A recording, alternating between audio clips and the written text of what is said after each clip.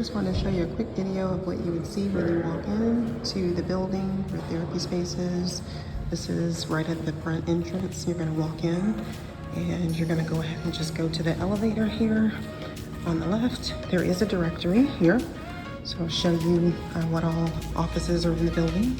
You're just going to go to the elevator and take the elevator to the second floor, and that's going to bring you to the suites where therapy space is.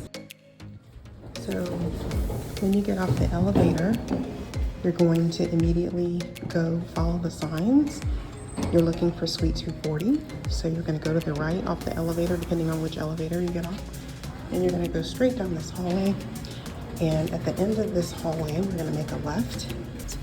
When you make this left, this is actually the therapy space suite. So I just wanted the therapy space. I just wanted to give you a quick tour. This is the waiting room. When you arrive, you'll come out and actually just sign in here on the panel, and that lets your therapist know that you're here, and they will come out and promptly get you. So very nice space. We have behind that door 70 plus offices with different therapists, and coffee and water and tea for those that want to take advantage of that. So a very nice space where you can have your sessions in complete confidentiality. There are noise machines back in the back that protect your space and protect your conversations.